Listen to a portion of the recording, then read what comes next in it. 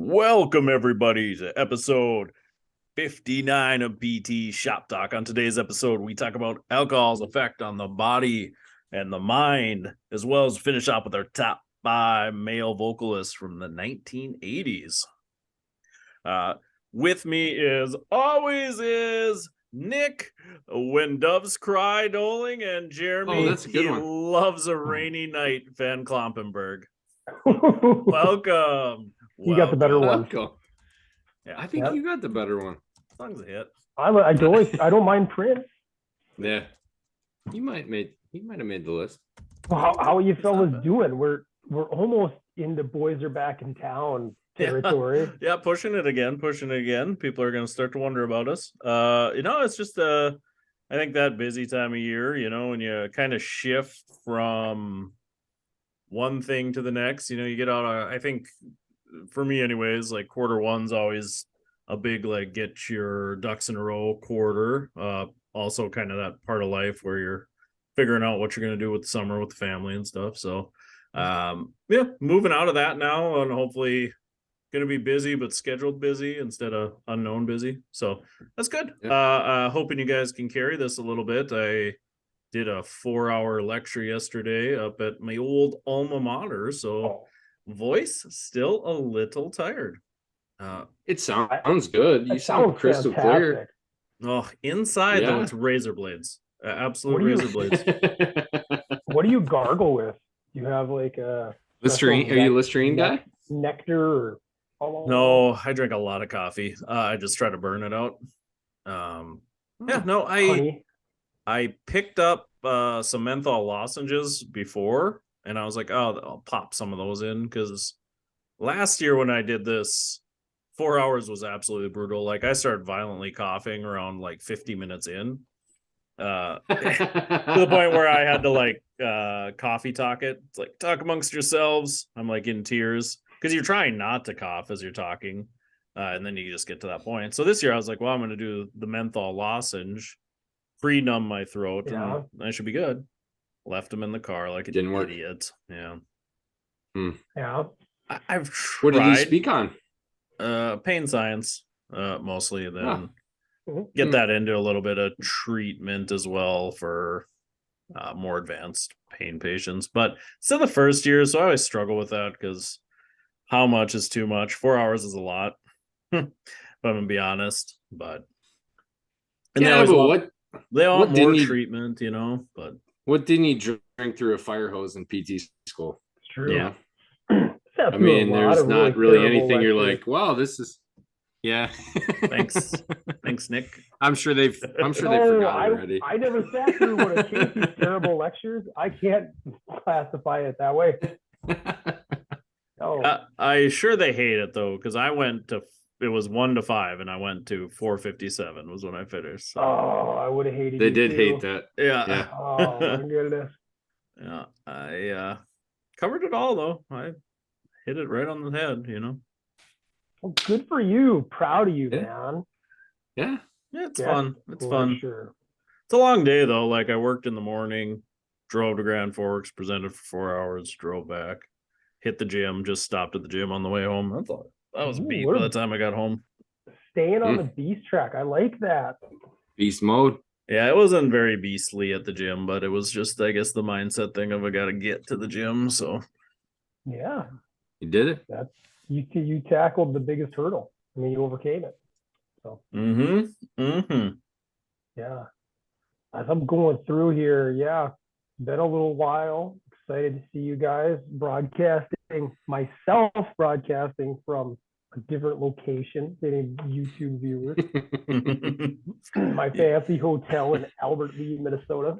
Whoa. Ooh. Oh yeah. Double bed. Oh, wet bed, dry bed. I like that. Good call. Less exciting when you're by yourself, but I'll have to figure that one out. Learned that from my roommate. He said, you always do two queens. You always do two queens. When you're with your significant other, then one bed's for business, one's for sleeping. You don't have to clean it at all. Don't worry about it. Hence the wet bed, the dry bed. Correct. Yeah. Now, designate. Now them. we've got the dots. Yeah. Mm-hmm. Makes more sense now. Yep. We always say the bedroom for the two S's, right? So now you got two beds, one for each S. Not But a lot again, of that going on. less exciting by yourself. Doesn't Yeah. make as much sense. But you can eat in the one bed and then sleep in the other. You don't got to worry about crumbs. Oh, this nice desk that I'm at right now will double as my breakfast table tomorrow morning after I hit up the Continental. Ooh, are you a bring it up to the room kind of guy? Yeah. Yeah. You like to sit out there, mingle with the common folk? Sit with the people, man. Yeah. You're man. Just get the vibe of the area. I never stop moving, whether I'm at home or whether I'm here. I'll be eating and then getting something ready for work. I mean, there's always something to do. Because I'm going to be on that wake up grind too. Actually, just before this, I did a little bit of FaceTime with the family, but before that, I did like 30 minutes in the pool, which was take advantage of what I don't have at home. Yeah, for sure. Yeah, some light laps, but it's amazing how much like closed chain strength there I can do in the pool with my knees feeling like zero pain and just work on reps and endurance, mobility. What's the chlorine percentage in that hotel pool? 50? 60? Getting there. I'm an itchy boy. Those pools are not afraid to dump that in, for sure. Well, probably necessary, I suppose. It's all those common it is that Jeremy was referencing. They eat some sloppy breakfast with some lap. Just hop in the pool. Yeah, they don't follow the rules. Leave their crumbs everywhere. It's like I had two beds. Yeah. Should have two pools, really. Oh, now you're talking. Two. Double pool. Wet pool, dry pool. It's common. I don't what? This doesn't make any sense anymore. That's fine. It might. Fine. Jeremy, I am excited to hear your top 5 today. Yeah, you guys keep sticking me in the worst decade, like since the dawn of time. Worst? What do you mean? Wow. For male vocalists? Yeah, I mean, there's the world guys was your that did oyster their thing, but yeah, the 80s just isn't a very sweet decade. Sorry.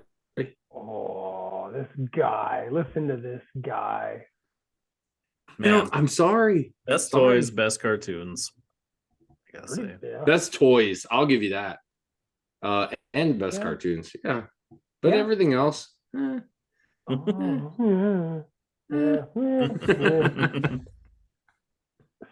Casey, I think best commercials as well, but sci-fi action films. Yeah, I would agree with that. Yeah. Gotta be. Yeah. No way. Whatever. You're probably a loser Avatar boy. That's a good movie. I don't know that I'd consider it sci-fi action though. That was like a what? It's like a romance film. Yeah. That's fair. The first one for sure. It was more like it was like kind of like a Hallmark movie in a way. Yep. Second one, I'm not sure. Old Avatar Christmas. Yeah. Yeah, I have zero desire to see any more Avatar movies. I feel like Did you see the second one? No interest. No. You know, 2 movies I do want to see is John Wick 4 and Guardians of the Galaxy 3. I'm with you. Those are on the list. Those are the first movies that I've saw. Like, you see a preview, and I'm like, I need to go see those. In a long time. I feel like movies have sucked for a long time. Yeah, like the excitement's just not there, and I think they try to blame it on COVID, but I don't know if that was a bit ago. Anything. I feel like it's starting to build up. I checked out the old movie theater the other day. I was like, like it's more than like 2 movies at a time now. At least they're starting to ramp that back up. So, yeah. Jeremy, I know you're a Prime guy. I see that Terrifier 2 is out on Prime. Maybe you give that a watch. Review that for us. No, Jeremy. I still haven't watched Nope. Have you seen it? Terrifier 2? No, I was thinking about I think we mentioned I'm not a huge gore guy. But I was thinking about watching it just for the pod, something to talk about. I gotta watch something while I run. That's probably an all right thing to do. Like, You need like at least one of us to watch it as well, so that we can like discuss it. Because but I have zero interest in seeing it either. It's too much. yeah, definitely not my style per se. But I don't know. Sometimes you hear enough hype about a movie, you kind of gotta watch it a little bit. I hate clowns as well, so that's not doing me any favors. What's his name?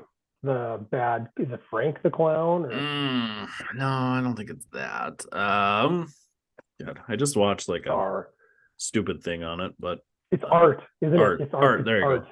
Yeah. I was way off with Frank. Thank you. Well, didn't you have one letter right?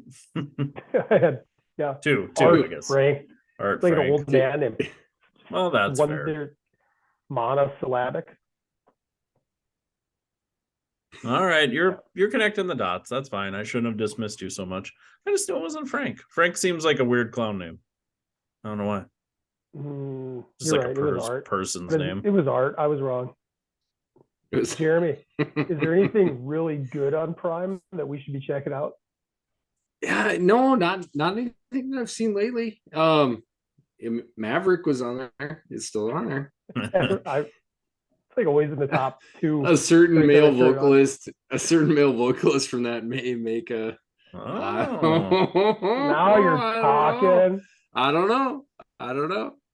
I love it. But what do you guys think? We got the draft coming up.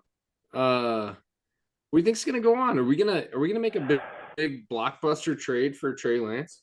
That just seems like I don't know. I don't think so. You don't? I think the old North Dakota quarterbacks are all in trouble. Do you try to trade up for one of the top like 4 quarterbacks then? Or do you try to get Trey on the cheap? Because they were talking about that. They're like, we don't really know, like, they don't really know what Trey is, right? Yet at the pro level. But you don't know what any like an Anthony Richardson is either. So I think we're gonna make a move for a QB. Saying we might Vikes might go after that kid from Kentucky. Will Levis? They're talking he might go number 1 now. Well, there was talks last night the Vikings could be trade potential with the Houston Texans, who hold the number 2 pick. I don't know. How are you gonna pull that off? How are you gonna pull that off? That's the rumor. We did lock up JJ though for a 5th-year option. Yeah, that's big time. And we booted A-Raj, so the North is better for that. Yep. Well, be gone. I don't know. You got Cousins. I think he's above average. I mean, you're not going to get a quarterback better than him. Not going to draft somebody better than him. No, but they're saying you have a guy that can wait in the wings for a year. They talk like Hooker from Tennessee. Hooker, he's come up a lot, yeah. And they're going, well, he's still coming off an ACL, so you can, let him cool that, rehab it, be there for a year, and then not pay Kirk $45 million a year. Man, for a guy who's statistically well above average, now it just doesn't win big games. Yeah, but we know it's a team sport too. Yeah, why doesn't he win big games? I find it hard to believe that he's just that detrimental, that he's the reason. The optics didn't look great in that Giants game, but we gave up almost 500 yards of offense to that terrible Giants offense. Like the next week, I think they had 150 to 200 yards against the Eagles, right? That's real. We should have never. That's a really good defense, though, too. It is, and we were really bad. A solid so that's my point. That's my point. As a defense on our side, we should have been up by 2 scores that whole game. Yeah. But yeah, I don't know. I think he gets, quarterbacks, they get paid a lot. They get, they get the dap, but they also get the disrespect too. Yeah. And Yeah. I mean, no doubt that getting a quarterback on a rookie deal seems to be the path to being a successful team lately. But although the Chiefs, I guess, are rocking with Mahomes pretty consistently, but Yeah, I'd say so. he's generational too. So But it's not like Josh Allen. It's not like the Bills are terrible with Josh Allen. that's true. No, but he was kind of waffling shaky. a little bit this year too. Yep. Like Yep. he wasn't what he was last year. But so is that why they lost to the Bengals? I mean, I don't know. Yeah. Sure looked like that top defense they had. So there's another example. They had such an awesome stout defense, but they just disappeared at the wrong time of the season. Yeah, Von Miller got hurt too. That affects things. Yeah, it does. But how long are you going to lean on Vaughn though too? I mean, yeah. gosh, I don't know. That's the wild thing though. Like you talk team sport, but like you got an Aaron Donald or a Von Miller or something like that, and like those dudes can just they change things. They change the whole scheme that you run. Or you have a shutdown corner and that changes everything. Do you think so? On that point, because up until last year, I thought Aaron Donald was like the man. Like he was like my favorite player in the NFL outside of the Vikings organization. And do you think that whole organization, the Rams, just got like fat and lazy after the Super Bowl? Because they fell hard.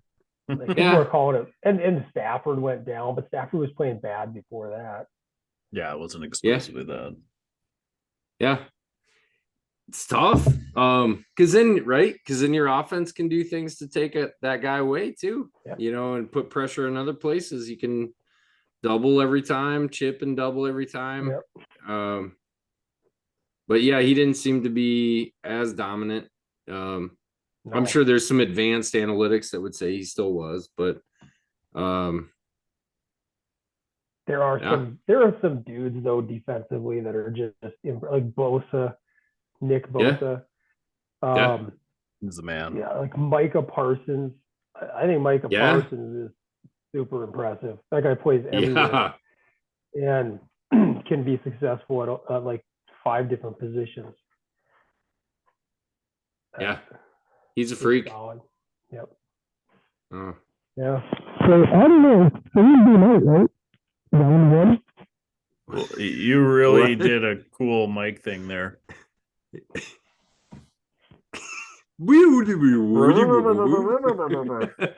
Sound good? We'll He's back. Speak now. How am I doing now? Yeah, that's better. Yes, better. Yeah, you hid that in your traps. You hid the mics in your traps like a spy. Ooh. There we go. I'm gonna try something else too. I'm gonna see if this works. Does that do anything? Good thing. This is good. It sounds fine. Yeah. It's out of your traps now, so you're good. Yeah, you're good. Sounds good. Sounds better, I would say. Yeah. Okay. Quit messing with it. But anyways, I feel like the Vikings shouldn't draft a quarterback early. Next year is going to be loaded. If you want a quarterback, I'd wait myself. But all right. There's good talk on Bryce Young too. That's interesting. Like he's kind of the consensus number 1 guy, but now some of that's shifting a little bit, and even hear guys say like there's never been a guy that small that is that good. Can he be the first? How small is he?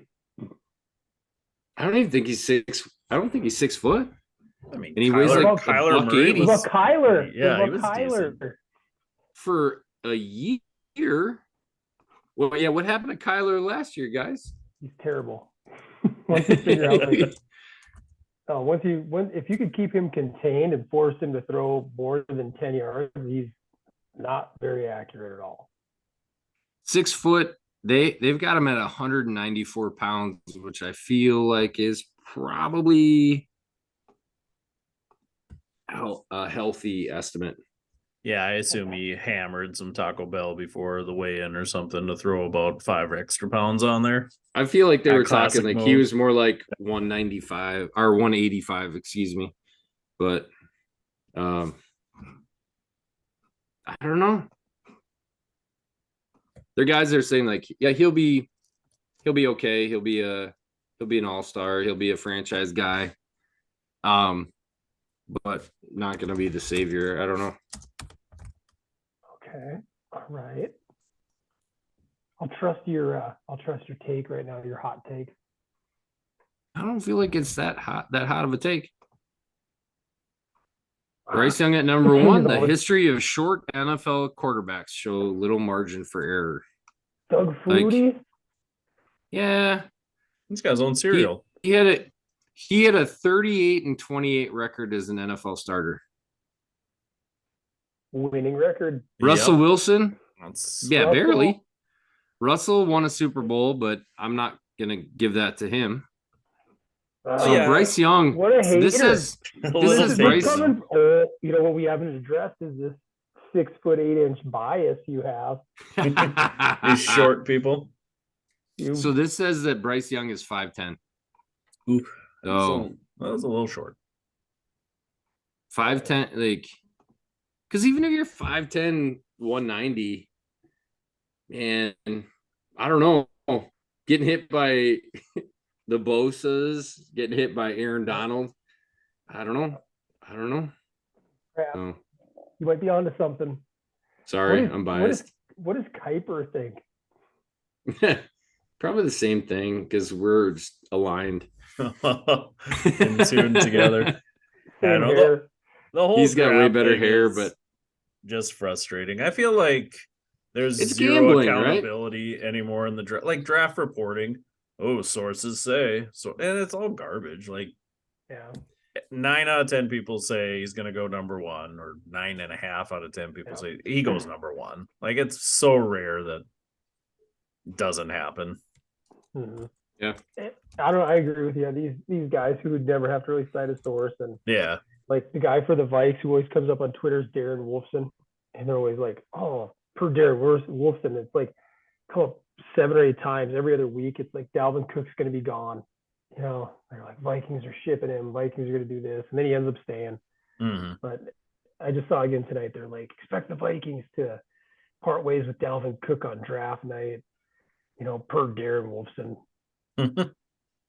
Yeah, and memories are so short after the draft. Nobody ever goes, "Wow, look how wrong you were about these 20 people." It's like there are some fun like YouTube channels that dissect that, like the worst draft, pre-draft boards, stuff like that.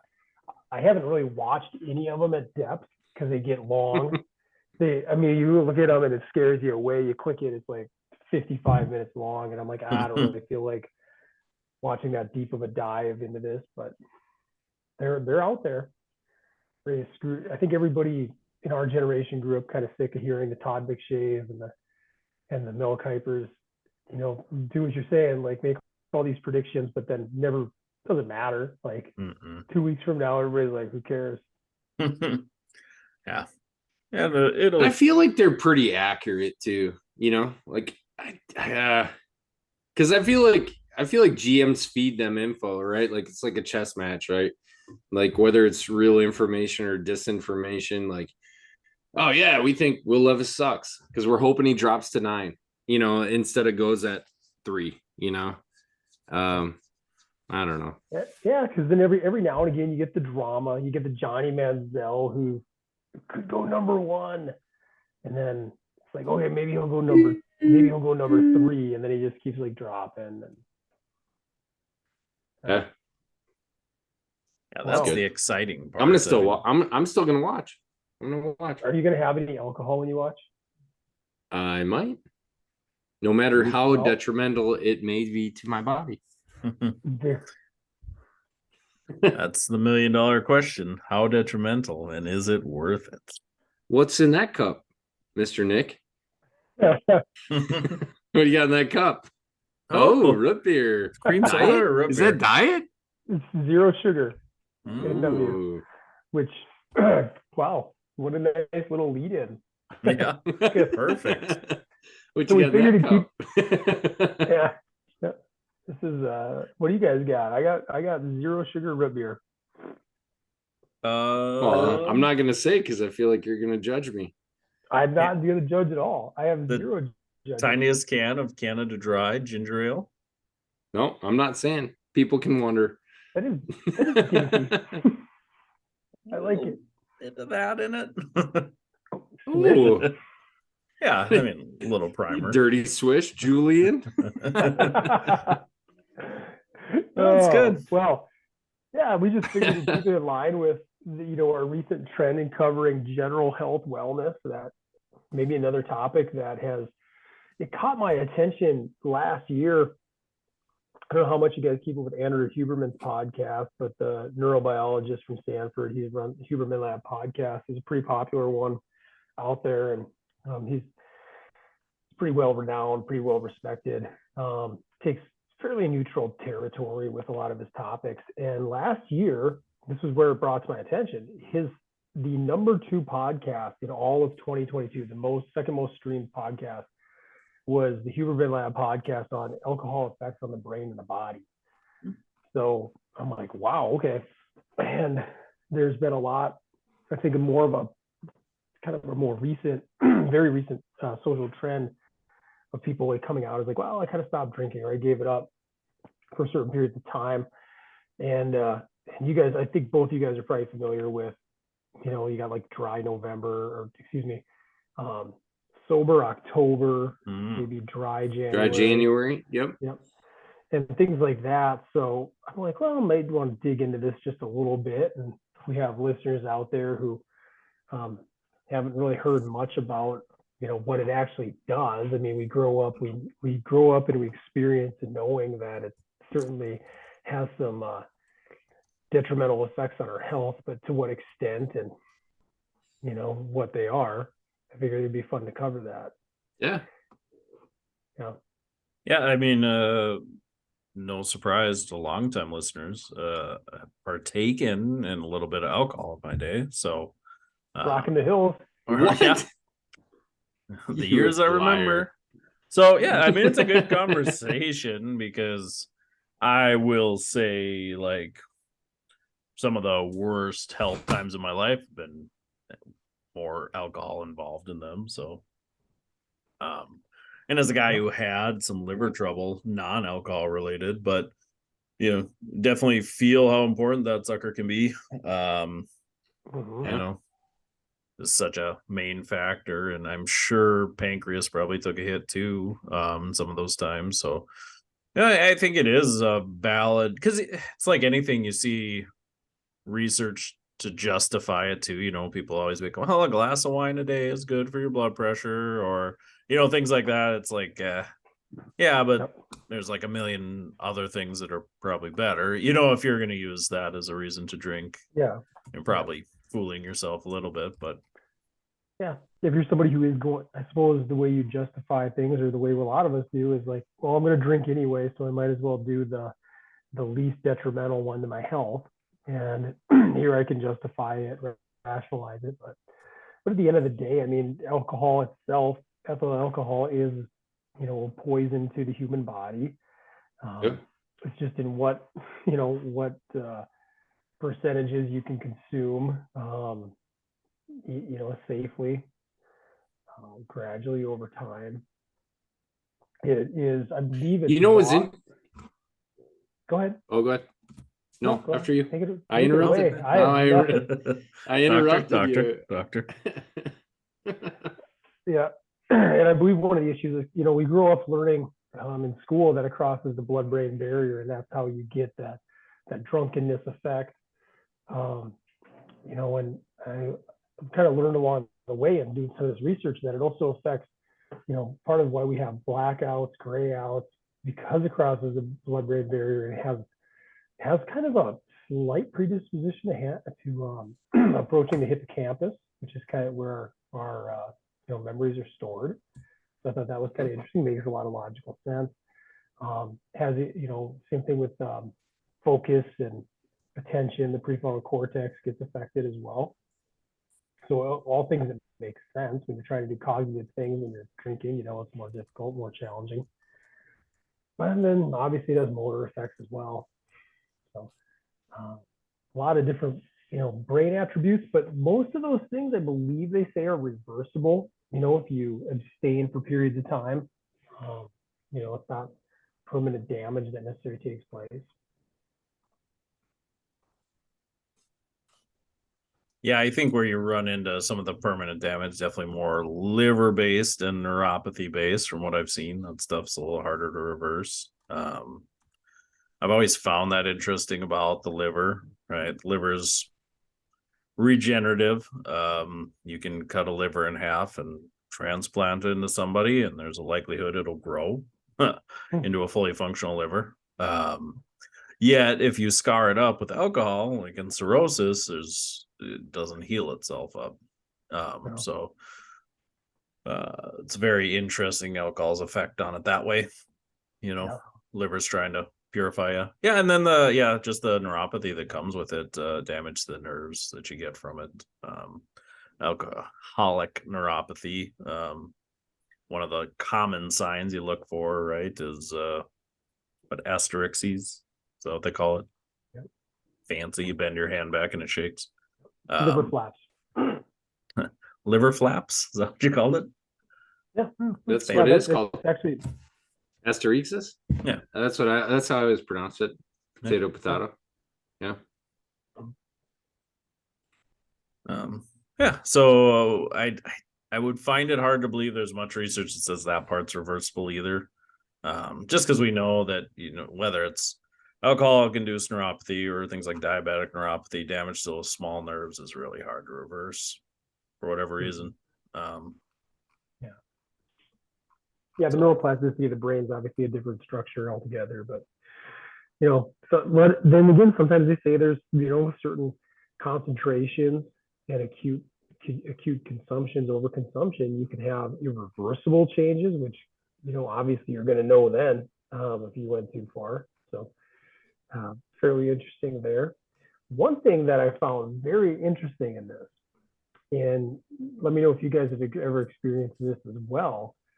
And this is this phenomenon that's kind of commonly or colloquially called hangxiety, which happens.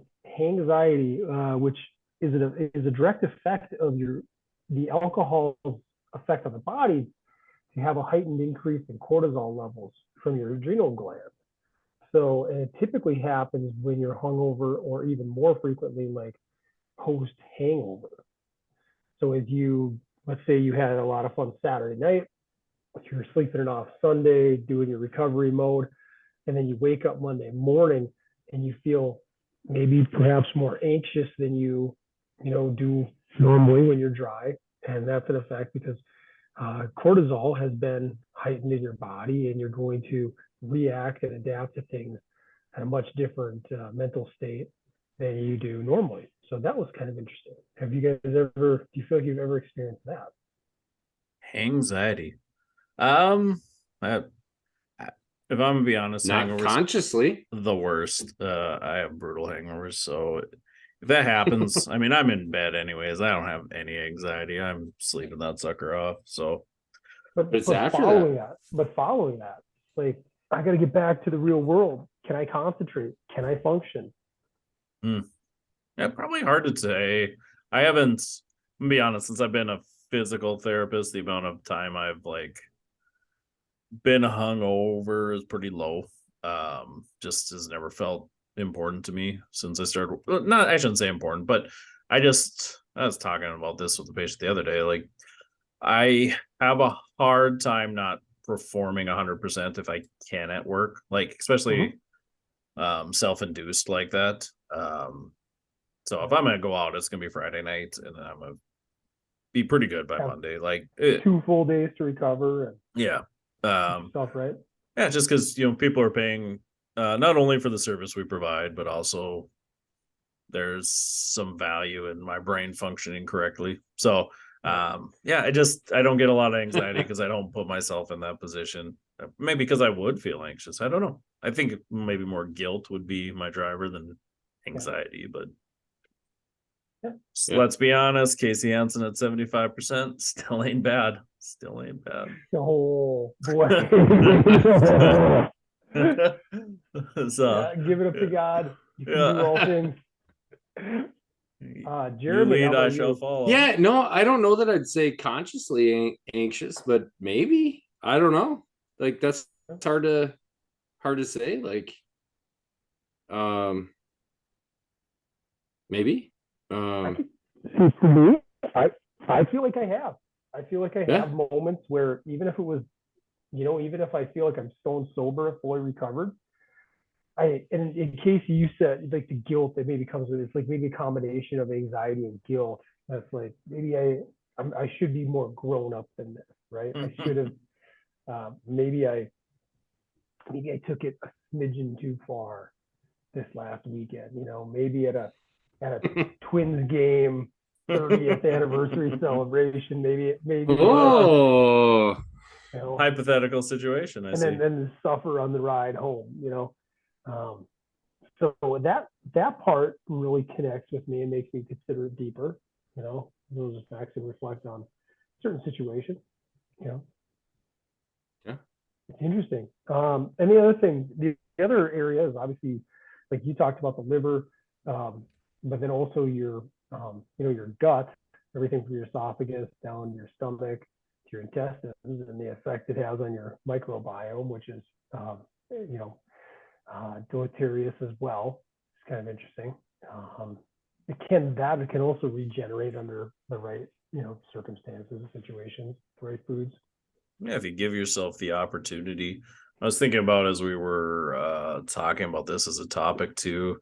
I probably wish I would have did more research. Maybe you guys know. Do you think it's more detrimental to drink 10 drinks in a day or 2 drinks 5 days in a row? Like, do you think your body cares that much? I know that there's been past research that shows that the binge drink, the 10 at one time versus 2 over 5 days is worse for you, based both on your brain and also on your acute liver function. I don't know if it had anything to do with stomach. They were looking at stomach at the time. Interestingly, all of the research that Huberman cites, he points to that it's an average of 2 drinks per day, 1 to 2 per day. So there is no distinction whether you're doing 1 to 2 versus you had 14 on a Friday night.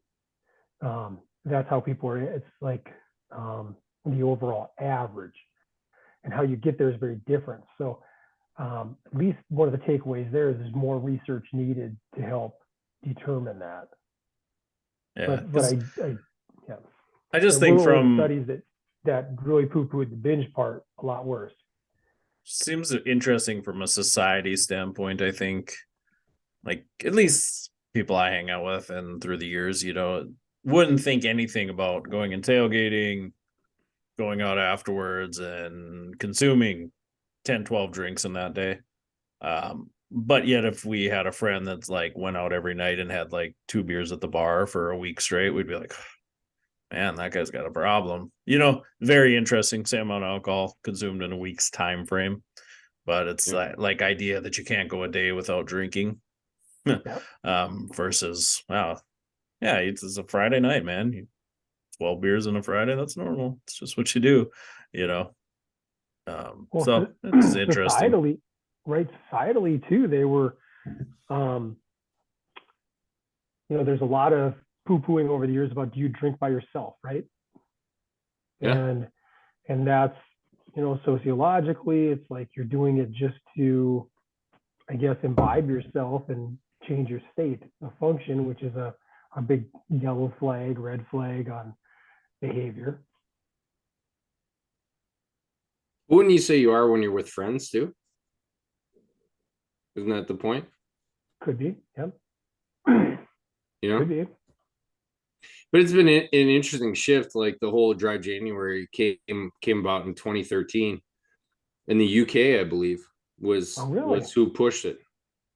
And they say like that that's just grown more and more, like percentage of people that say like, hey, I'm going to do a dry January. And they say having that gap in time can shift, perceptions of that and just consumption over the rest of the year. But you see a lot more stuff too, just like, let's see that in flipping through, Google News, like, less and less people are, choosing that as a recreational habit, right? More and more people are looking for mocktails or non-alcoholic alternatives, and it's becoming a little bit more of a shift societally. And then you see more research and like, I think Canada just came out earlier this year too, and they're like, it's not like, hey, a glass of red wine is good for your heart. There's like, none is good for you. So it's like an interesting shift, in terms of like probably what multiple world governments have done for years and years and years and years and years, where they're like, moderation is king.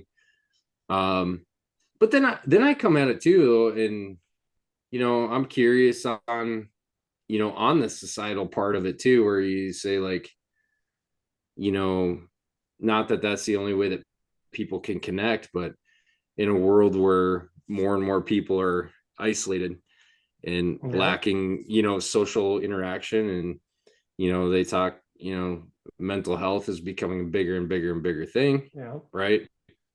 Saying like, well, in moderation, is that something that can, give social connections too? I don't know. It's hard to, it's like a two-faced coin where you say like, there's probably some small benefits, but then there's some really big risks to it too. So and you got to make your own informed decision based on the information that you take in, and that's what you got to do. But at the very least, moderation is a good idea. Not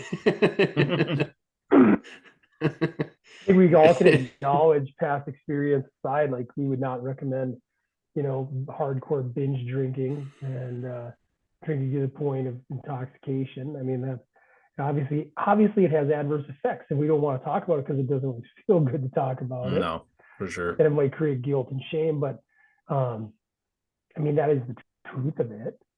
Just like the truth, like it is, like you said, Jeremy. Canada's looking at it like, okay, we're going to even go away from the idea of moderation. We're just going to say, no, it's bad for you.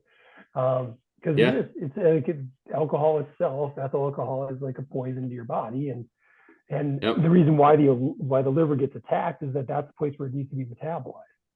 Right. And, as we were tying it to like the health and wellness component that we had the last couple of weeks, that, it has a adverse effect to your ability to break down food, not just from the gut biome, but the fact that your body identifies alcohol first and foremost as the thing it needs to metabolize and eliminate.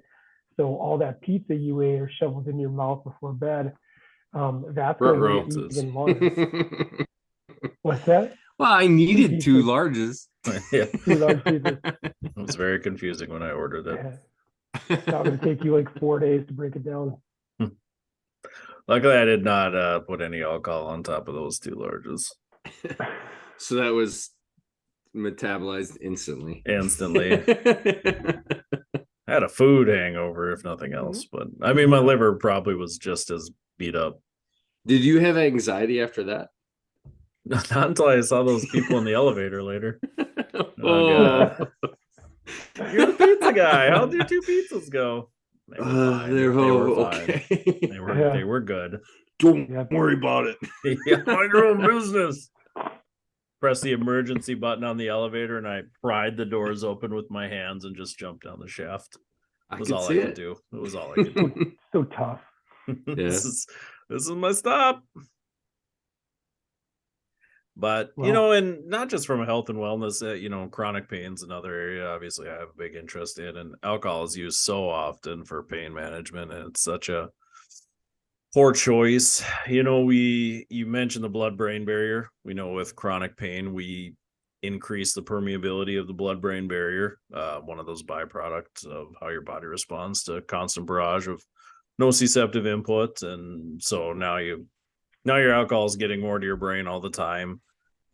We also know that your reward center of your brain gets really hammered with chronic pain. It's one of those areas that deals with it. So you're way more likely to become addicted if you already have chronic pain.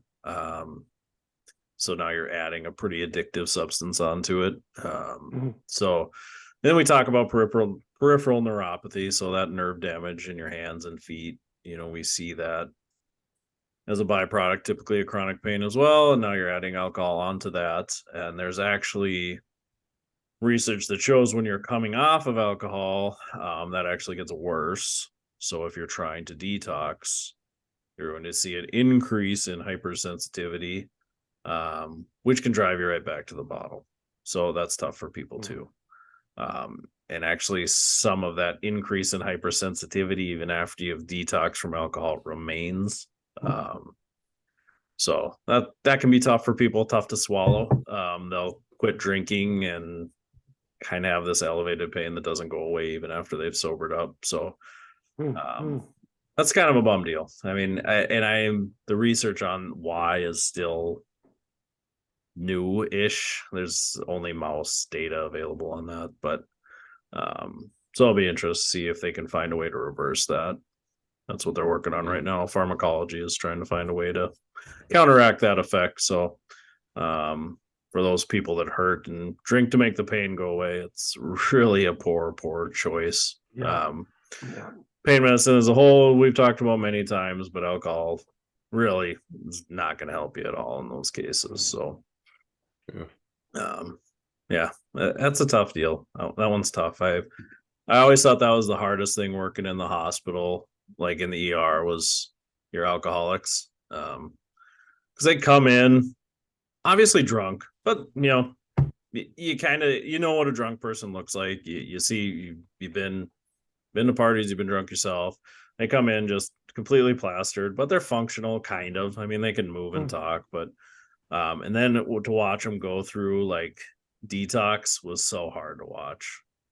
You'd have to put them on Ativan. Really, that next day they were almost like comatose. They looked like a stroke patient. Could barely talk, couldn't function, and then they'd slowly sober up and gain some function. And it was so many times by like day 3, we'd have these people, because I was in rural, so we didn't have anywhere to ship them. By day 3, they're like, I feel so much better. Like I'm, send me to Prairie. I need to go right to a program or something, and then by the time of discharge, they're like, no, you know what? I think I can do it on my own. Now sat around, and you're like, you can't force people to go typically, unless you can prove they're not really safe for themselves and they can't make their own wise decisions, which we've had a few docs go through that. But a lot of these people we let go and they were back in like a week or 2 weeks. Like we had some people that were there probably in the 6 years I was there, I don't know, 20 times, into detox, and they just obviously got worse and worse to the point where I saw a few of those people die in those 6 years from it. Yep, it's the reality of it.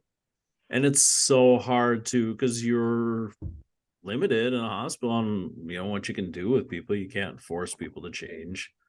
It wouldn't work anyways, right? You could handcuff them and send them, but they gotta want anybody who's seen a loved one go through that, or they have to want to, and it would be so interesting. We would have patients in on detox, and their friends would bring them beer in and stuff, smuggle a can of beer in, and so much enabling. That was always hard too. You'd come in to do therapy in the morning at 8:00, and there'd be 2 empty beers in the garbage can. Like, how'd those get in here? Like, damn rural health. Yeah, wasn't me. Yeah. So worked for Shaggy. It did. It did. I caught you on camera. Well, wasn't me. Yeah. Well, I mean, it's not to make this a drab topic. I mean, no. And we're not telling anybody. We're just trying to give you some general advice and knowledge and understanding. I'm like, well, hey, this is what you put in your body. We're trying to learn along the way too. But it's a substance that's been around for thousands of years, in a lot of different shapes and forms. So pretty sure every listener out there has tried it. Use it to varying extents. So just enjoy moderation and consider periods of drying out and see how your body feels. Journal it, react to it. See if you feel more focused, if you feel more clear-headed, if you have more energy levels. They say it does generally take 2 to 4 weeks of zero consumption to reach those effects. See those results. To see those results. So to your point on dry January, Jeremy, and maybe there's some longer standing things that have a longer carryover even beyond that 30, 31 day period. Yeah, no, they do say that. You're completely correct. Like in terms of like at the end of that is like where you're just like starting to scratch the surface of it, So have you guys ever purposely went dry? I'm in the middle of it right now. Yeah. So just trying it out. Not a major impetus, but I turned 41. So the last because you're getting old. Well, no 40s after 40, they say. No, I have not had 40 no. Yeah, been well before I was 40. And part of it's when you have. I think part of it for Michelle and myself is like when you have kids and reflecting on that and who we want to be for them, how we want to present parenthood to them.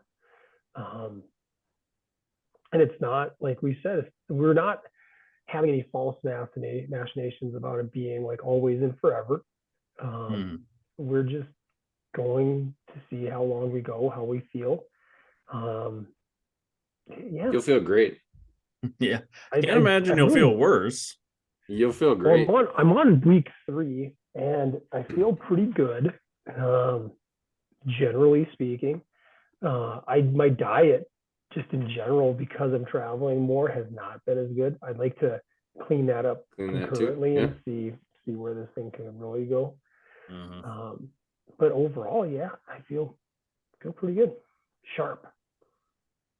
Yeah, good for you. Yeah, I probably went I don't know, like 4 or 5 months probably without drinking, but that was really just a byproduct of, again, I had this liver thing that was super weird, so it scared the hell out of me to drink anything. But can't say I felt much different because I was being poisoned by my own body, so I was fighting that. But I did go through a period in college though where I had to make that life choice to stop drinking for a while.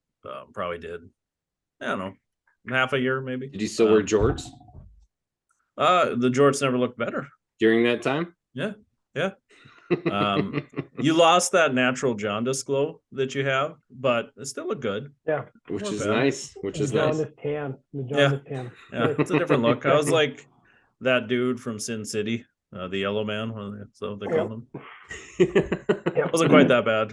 When my liver was shutting down, though, that was definitely noticeable.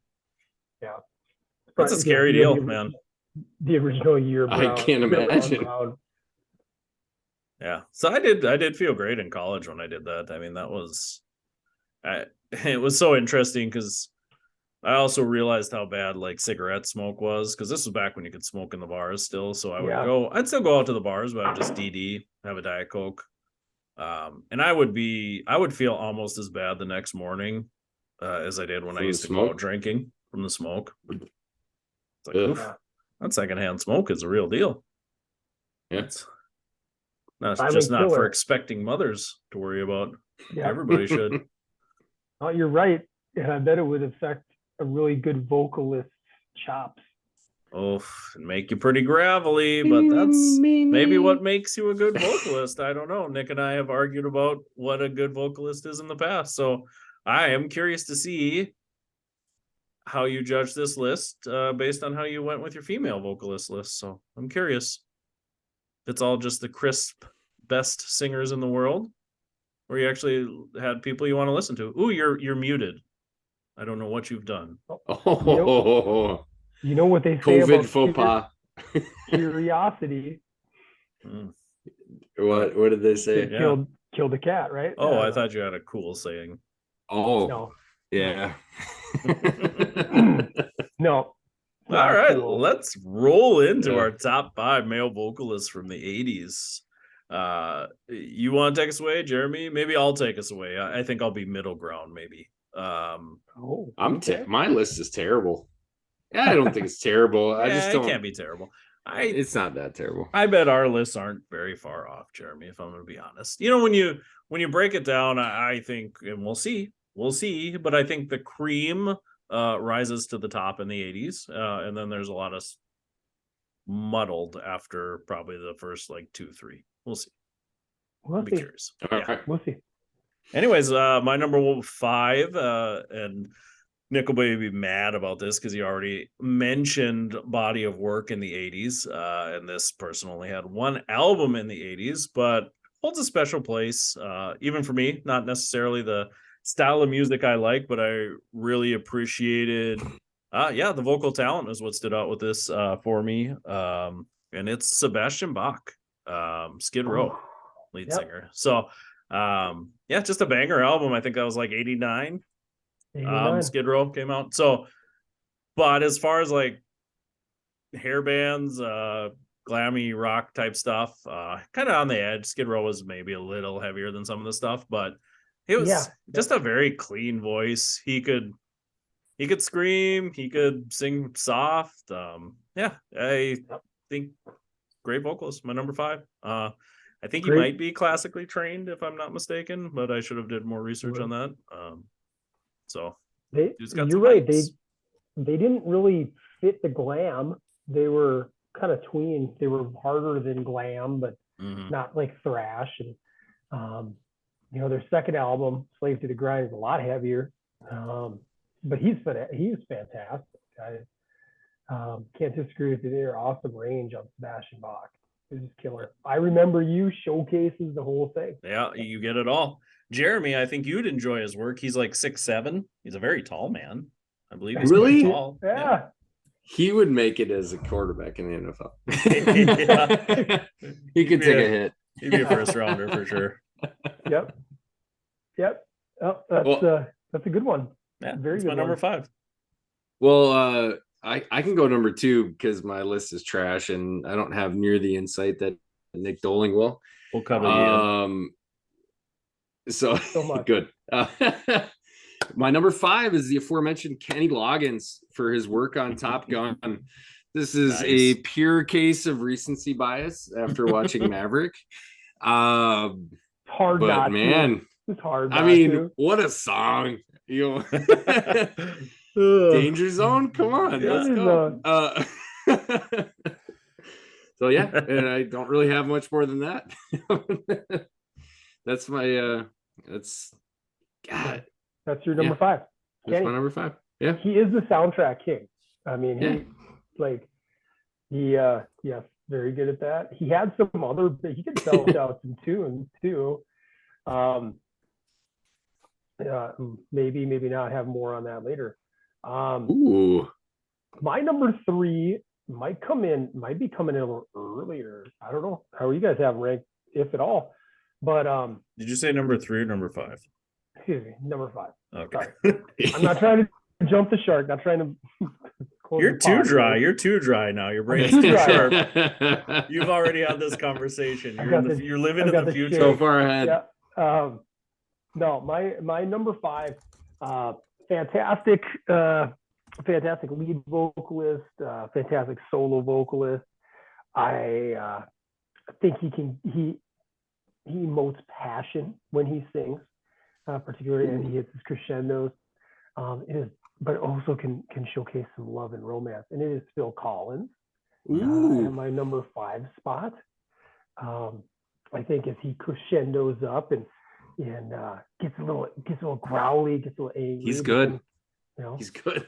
Great song. He's good. That's probably the one easy reason I don't like up him. The studio up tempo. Oh, he can do up tempo. Casey.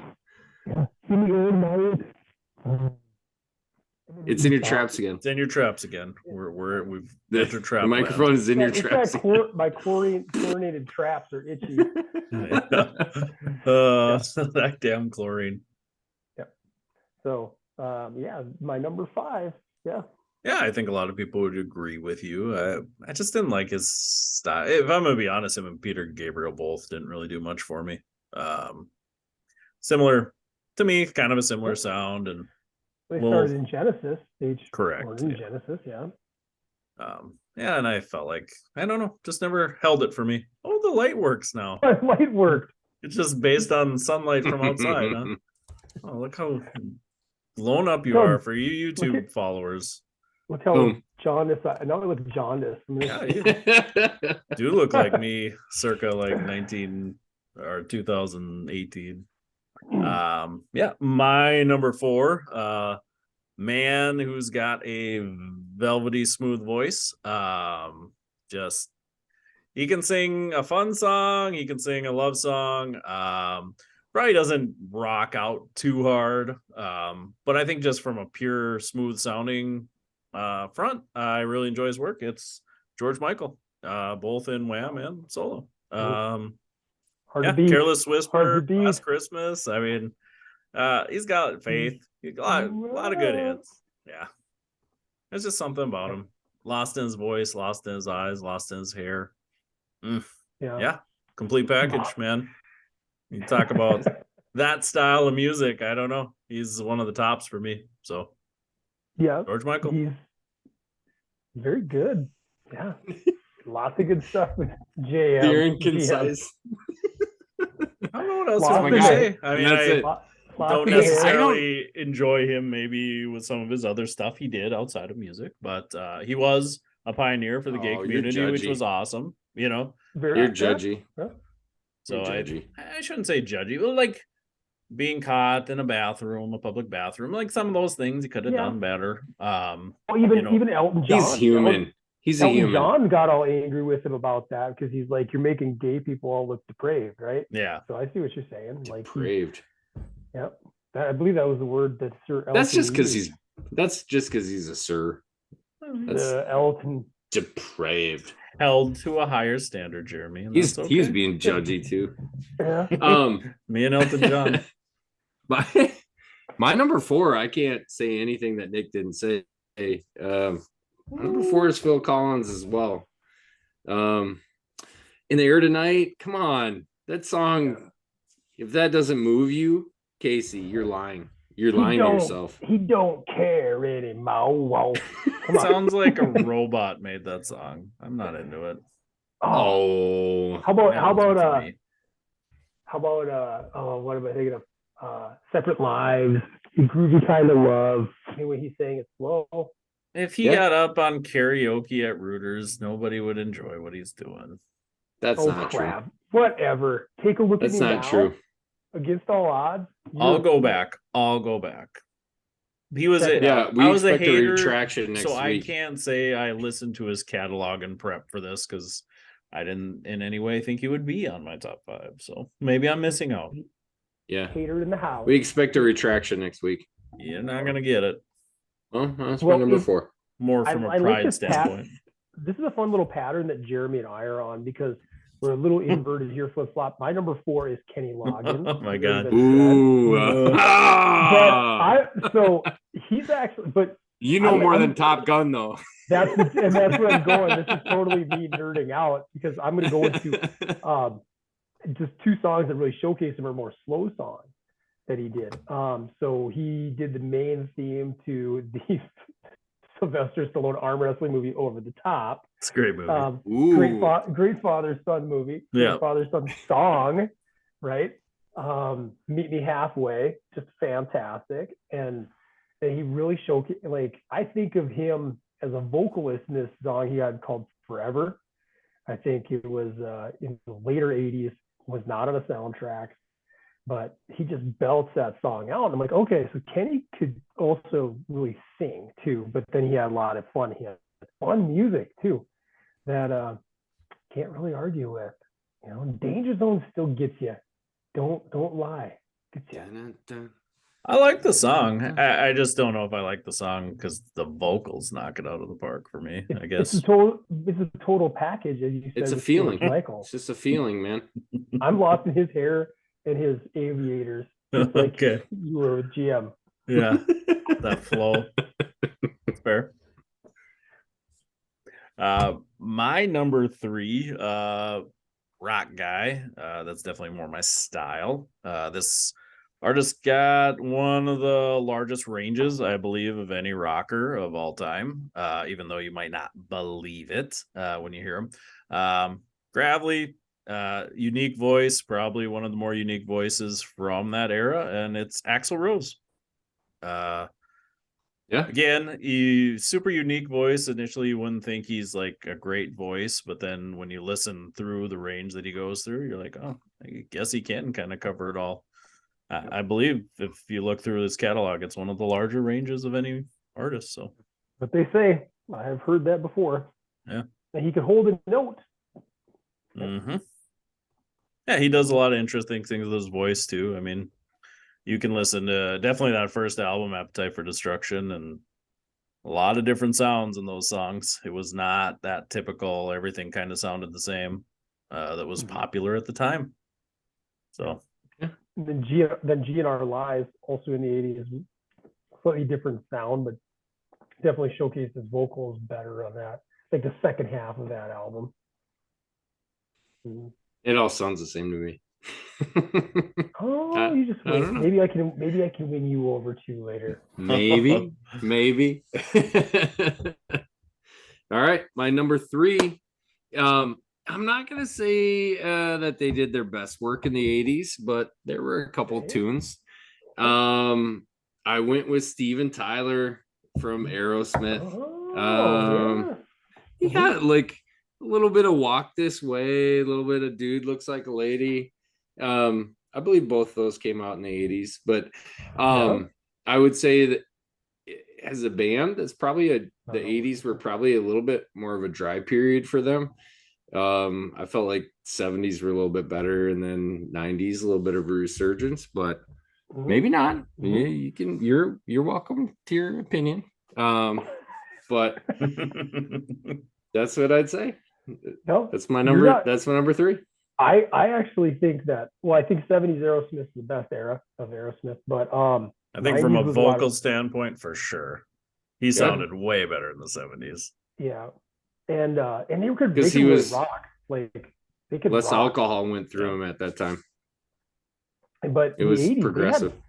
They had some smashes in the 80s, though, buddy. Like Dude Looks Like a Lady, into Angel, and Janie's Got a Gun. He's Got a Gun. Loving an Elevator.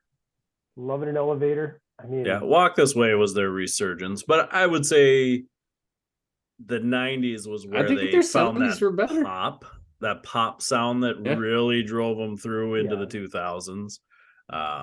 So every era is a little different with Aerosmith. You know, 90s were 90s were fun just because they were still doing it. I think. Yeah. It seemed a little bit more generic, like you're saying, but it was like, hey, these guys have been around forever. Good on them. Like, yeah, and they had those fun music videos with like his daughter and Alicia Silverstone. Those hit me pretty well in the early 90s.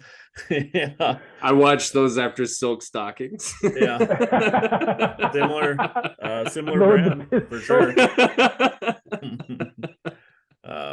But no, that's not a bad choice. Shortlister for me. I think like the 70s. I just felt like they were a lot better in the 70s, so that was kind of why I didn't put them on my list. But it's interesting when you listen to him sing "Dream On" and then you listen to like everything else. It's like a different guy. So interesting. You think so? Because I think he could. I think he could wail in the 80s. I'd say his vocals were almost. That could be a fun little debate someday. Like I think there's moments where his vocals were better. But like again, like they got more ballady then. So with like Angel, I mean, he can really belt that song out. 87, I'm gonna say. So I'm supportive of Jeremy. I'm supportive of this choice. I think it's a wise one. Thank you. I think it's good. My number 3 has already been said as well. Actually, at the number 3 spot, Casey took away a lot of what I was going to say about Mr. Rose. Is there anything I really want to add? I can't really talk. I mentioned Holding the Notes, but that kind of came around with Don't Cry, which is technically 90s.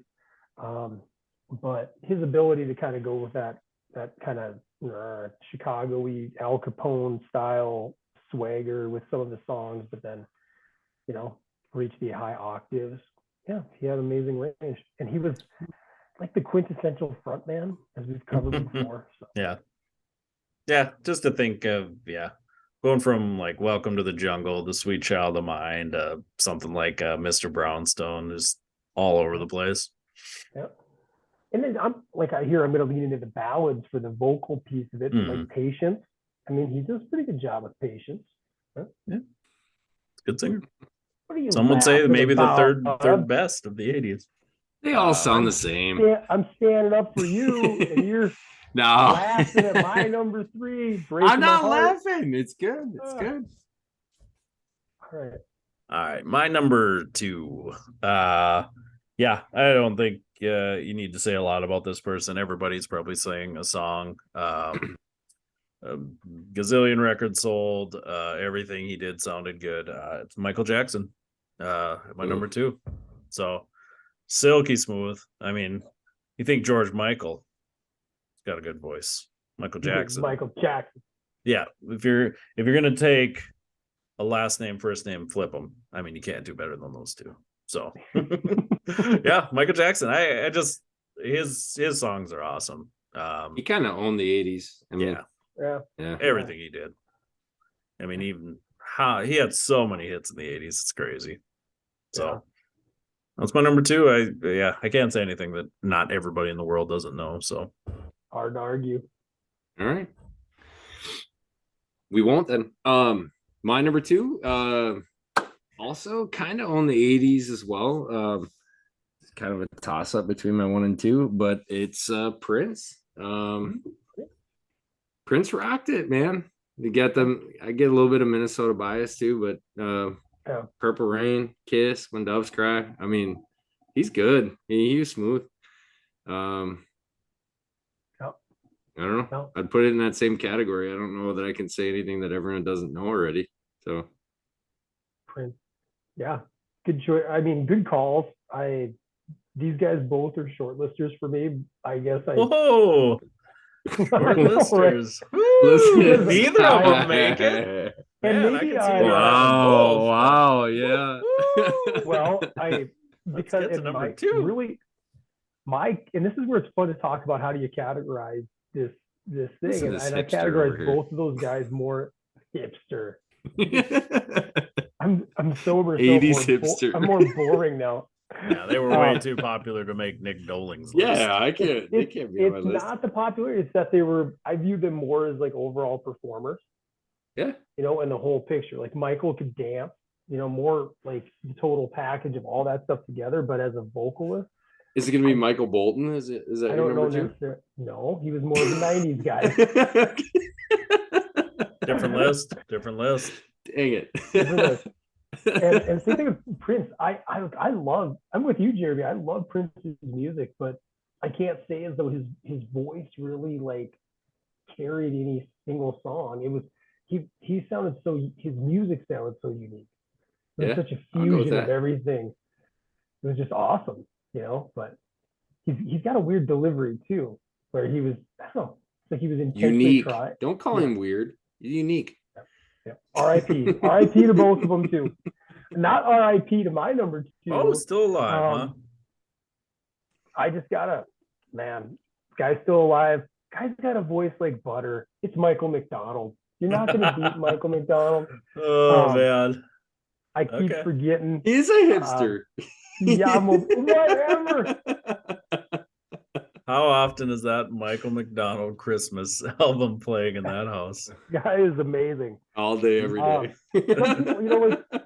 I think we're all built different with different things that appeal to us. And for whatever reason, when I hear him, Like, I love it. I feel more mature as a man. I feel like I should be listening to this. Like, I'm an adult now. I should be listening. No, you should be fighting against that urge to be wanting to listen to that. My T levels Rage are Against the fine. Machine. I don't have to overcompensate. Maybe I need more Michael McDonald in my life. I don't know. That was a thing. I love it. I love it. That's my Sings number right 2. to the cockles. Okay. Yeah. Michael McDonald. All right. I'm being real. All right. Yeah, I probably don't know enough of his catalog to argue. I would be agree. honest. Yeah. All right. Yeah, he hits the Michael Bolton esque type guys. I just don't enjoy that type of music. So He sounds nothing like Michael Bolton. that's easy listening. Yeah, it's just I'm not my gonna go with style. that. You guys suck. I'm not gonna poo-poo him. I can't add a whole lot to that. We just don't have your eclectic taste. Yeah. We're too poppy. Yep. I'm stuck in my hotel room. Trying to relax. Just watching Channel 700 Easy Listening Adult Contemporary. I'm gonna Yamo burn this mother to the ground.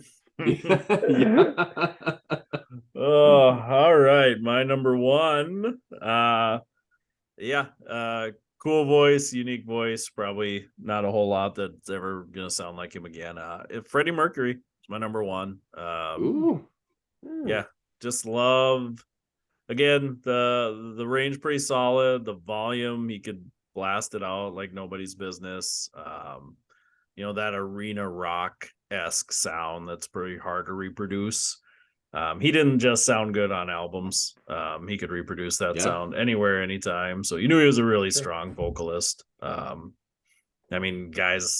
dying of AIDS and still able to have one of the coolest sounding concerts of all time. So but he didn't die of AIDS till the 90s. Yeah, true. If you hit me with top 90s male vocalist, probably not on there. It probably did get him near the end. But just very unique sound. I think we had this argument with female singers too. Sometimes it's not about being perfect. It's about being, I think, unique, standout sound. Is your voice the reason I'm listening to the album? For them, it's a large chunk of it anyways. They had some cool bass lines and stuff, but Freddie for me was what made that band. Probably same with Michael, same with Axl. For me, it was the voices, more so than the rest of the stuff. So that's my number 1. Right. I think there was definitely bands that rocked harder from a technical instrumental standpoint than Queen, but Freddie is. Yeah. He's good. He's all time. He's really good. He's all time. Yep. My number 1 has been said already too, and it's not Michael McDonald. You sandbagging son of a bee. It's Axl Rose. Not. They all sound the same. It's Michael Jackson. I don't know. Dude was so smooth. You're right. I like your categorization of performer because, dude could, sing, dance, everything, right? And that I don't think exists anymore. I'd say the closest thing to a true performer anymore is Justin Timberlake. That's a hot take. But in terms of can act, it's pretty funny, can play an instrument, can dance, can sing. He's like 5-tool, as they say. But anyways, no, Michael Jackson, I think the 80s belonged to him, and before the 80s and into the 90s. So to me, all-time dude too. So number 1. Yeah, no, awesome performer. He still had a great voice, in my opinion. When I think of those songs, I guess that's where I slightly disagree and just look at, I think that musically, he was blessed to have Quincy Jones in his life, producing those tracks and creating those beats. I think I definitely think it's synergistic. But my number 1 is also in a very synergistic situation. this gentleman has been called the greatest voice in rock music ever. It is Steve Perry. In case you're probably going to be angry. Jeremy laughs right away before I It's say okay. anything. No. Good, but right away you're like, wow, how would any of those Journey songs have been anywhere near as good without him singing vocals? Yeah, I mean, I That's it. can't imagine a world where Journey had a different lead singer and they were just as popular. What I if mean- Phil Collins was the lead singer? And that's tongue in cheek because Journey, like, they have a different lead singer and they're just as Every popular. 2 weeks. but he's singing. You're right, but it's because they found two guys over time, two different guys to replace him that sound similar to him, and then they just sing his songs. Plus, he did "Oh Sherry," boom, boom, boom, solo hit, That's triple big guns. time. Yeah, Oh, Boom, loading boom, them up. Yeah. come on. You got me. That is a Loctite argument. Shit, when he belts out, should have been gone. Oh, it's done. It's over. The whole debate. It's like he's number one. I mean, he's top two, and he ain't number two, right? right. Yeah, you were coming out with arguments left and right there, Loctite. Okay. Because it's about, to me, it's about the vocals, and I. You're think, lucky this isn't PT court, or you. I know. You What would would have the been judge screwed. say? What would the judge Yeah, say? that's fine. Overruled. I wanted to come in with something different today too, but Yeah, no, genuinely, it's good. I think I can sit there with good integrity and say I agree with my list. Yeah. Yeah, no.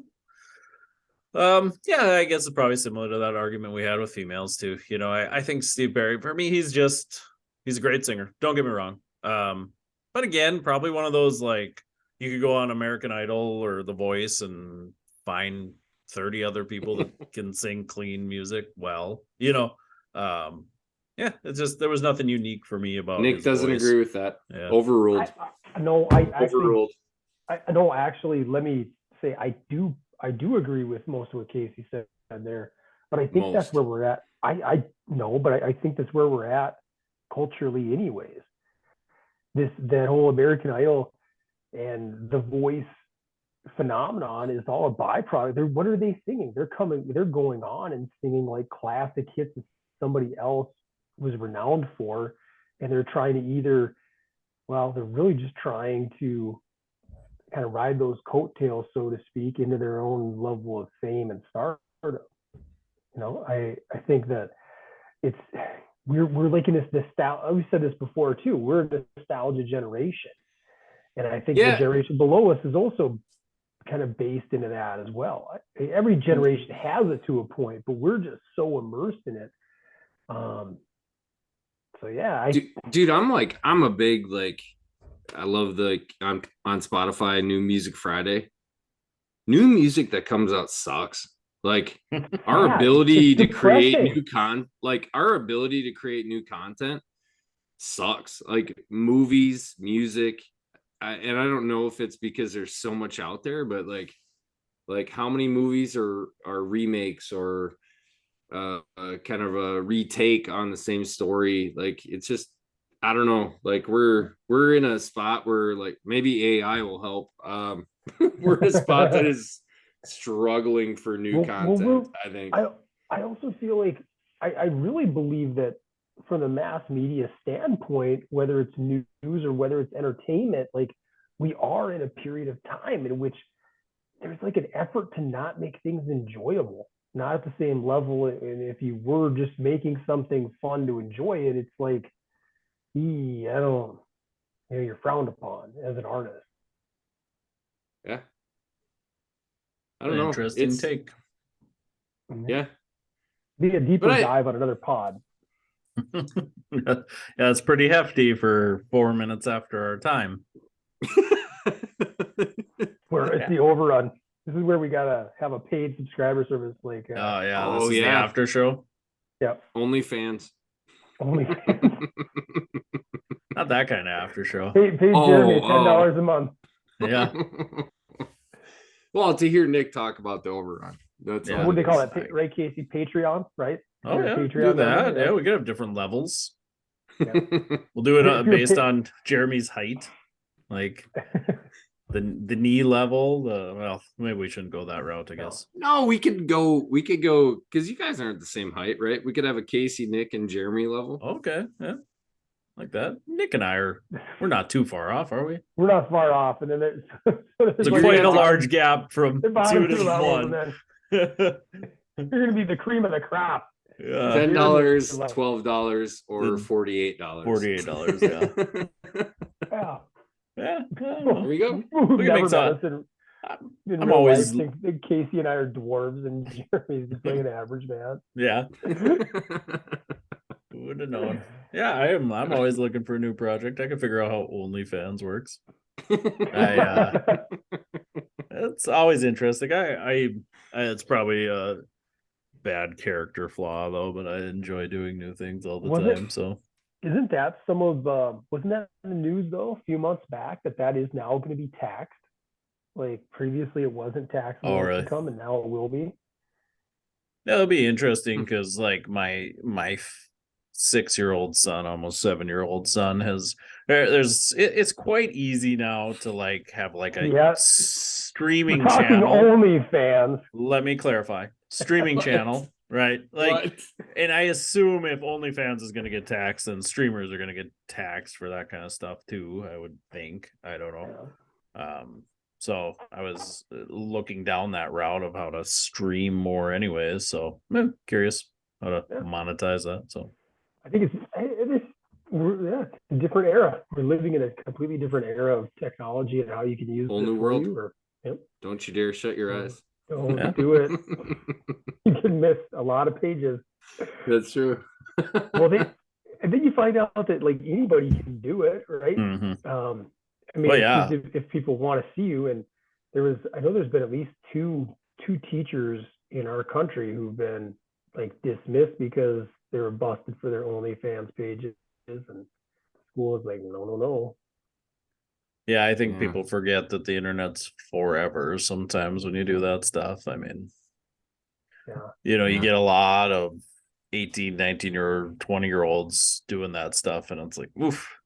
Yeah. Well, I gonna think be this tough. one that was out of, she thought she was not necessarily she was going to get away with it, but something along the lines that she thought that it was fine because there's like that trend where a bunch of them just never show their face. Like you can see their body, but you're like never going to see their face Mm. with anything that they do. And whether she thought, who knows? I'm sure deep down she thought that was going to help her get away with it, but it didn't. Yeah, I have to imagine most people going down that route Pay the piper. probably are like, if I get caught, I get caught. Maybe they hope to get caught. Yeah. Like I hate Well- being a teacher, but I'm not gonna quit being a teacher because everybody's gonna be disappointed Until in they me. make me. Yeah, Well, right. okay. I mean, you So- get people like that. It's like They I'm not made gonna me quit, stop. but I'm gonna do everything in my power not to have this But- job. You know? But stay on that, Casey. So let's just say, okay, let's say that was her. She didn't care. Hmm. She had the ethics, and then all of a sudden she makes the news. I bet you she got a lot more people onto her page by being in the news. Oh yeah, well for sure. Yeah, it's All- probably not a all bad of- deal. Let's go see All what the a fuss is publicity about. ploy. Yeah, Yeah. right. Yeah. I mean, I'm not gonna lie. When I see those stories and they're like, "Oh, check out their Twitter page," I'll click on it sometimes to see what the fuss is about. Like, Well, okay, And sometimes I'm late to maybe you guys are in this category too, late to the party on news stories, and I find out about it because it's now a meme, yeah, right? Like those police officers, was it in Memphis or Nashville? You guys know Oh, what I I'm heard talking about about? that. Yeah. That was Yeah, bad. the gal, That was the whole police department. It the sounded whole like. department with her. Yeah, oh, I did hear about that. Yeah, yeah. That and was I not only- good. I kept wanting to figure out why this little petite gal is in all these memes. Mhm. And it's like, oh, it's a pretty big story. That's the story. Yeah. It Ugh. was an interesting story. It's like, hey, maybe you should quit sleeping with your coworkers. Just kidding. All of let's them. also have sex together. Like people are like trying to take her aside and be like, hey, we've heard these rumors. It's got to stop. Just kidding. Wet bed, dry bed. See you at the Super 8. So country in. country. Sorry. So sorry. Yeah, the Super 8. Yeah. It's interesting. They were doing it they were doing things in the police gym. Like it was all over offices. I mean, we're back to Adam Sandler back in the day. Yeah, pretty Those much. people weightlifting or having sex.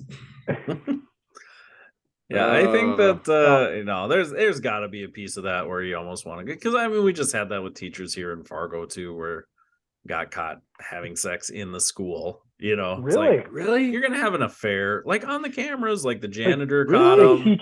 Two teachers together, like a principal and maybe like a teacher's aide or something like that. I don't want to slaughter the story, but like they got caught. Story in the book.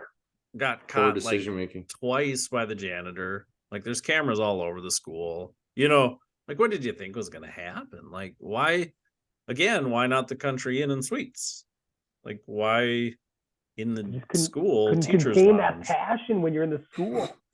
I don't know. You know, the T's so low for me. I don't understand that. Like, can't you wait until you're at home?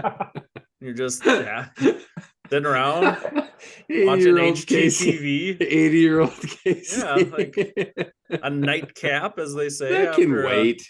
That marathon can wait. of Property Brothers. You know, like call me old fashioned. Those guys do it for me. Yeah. Believe the deals they got.